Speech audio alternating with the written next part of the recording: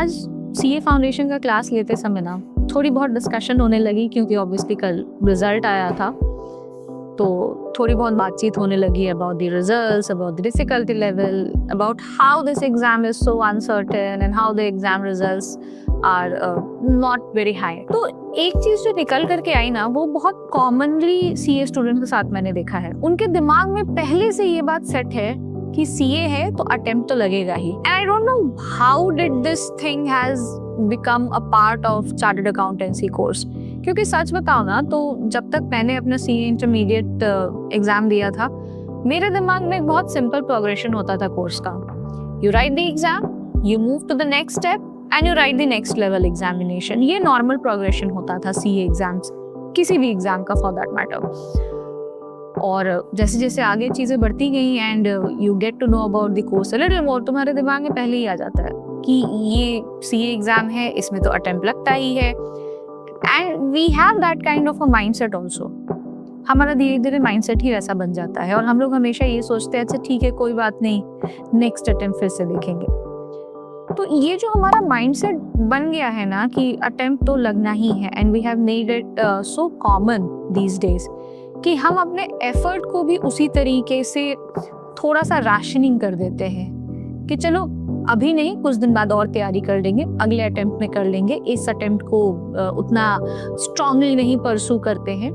And this is, I am not saying कि ये हर student को, आई एम नॉट सेइंग कि हर स्टूडेंट ऐसा सोचता है, but this is how our mentality has grown these days. तो एक बहुत सिंपल सी बात आई टेल यू, ये जो नॉइज है ना आसपास का कि सीए एग्जाम बहुत डिफिकल्ट होता है, सीए एग्जाम्स में नंबर नहीं मिलते हैं, पेपर्स की चेकिंग बहुत डिफिकल्ट होती है, this that and what not, इस नॉइज को थोड़ा सा अपने लाइफ से दूर करो।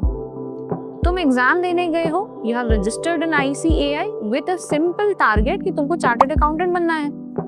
अब ये जो बीच में इतनी सारी बातें होने लगती है ना कि पता नहीं होगा या नहीं होगा, अगले अटेम्प्ट में देख लेंगे, ज्यादा अच्छे से तैयारी करेंगे, ये सब चीजें भूल जाओ। एंड इफ गॉड फॉरबिड अगर कभी ऐसा हुआ कि तुमने तैयारी सही से की थी, अच्छे से की थी, and still you could not qualify, तो थोड़ा सा ना एनालिसिस करो कि what was it that went wrong. ऐसा नहीं हो सकता है कि तुमने सब कुछ सही किया था और फिर भी एग्जाम क्वालिफाई नहीं किया।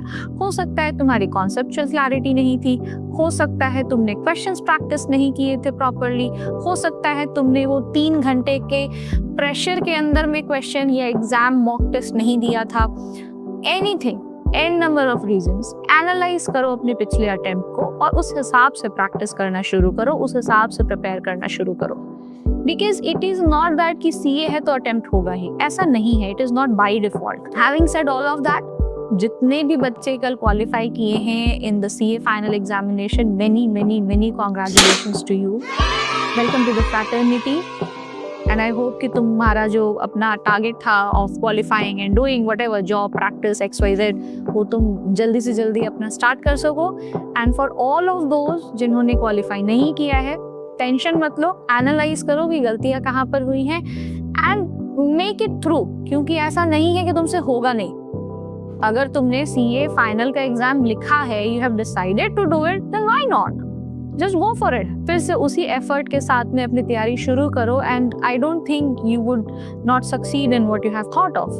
तो इतना ज्यादा स्ट्रेस नहीं लेना है, इतने ज्यादा नॉइज से थोड़ा सा दूर रहो, be away from all of these noises और अपनी तैयारी को करो। You just have to believe in yourself और अपने आप को ज्यादा अंडर एस्टिमेट मत करो by looking at all those videos and all those post and all. Wish you all the very best. अगर कभी लगे कि बात करनी है, कुछ समझना है, कुछ जानना है, drop in a comment, drop in a message, we will be happy to help.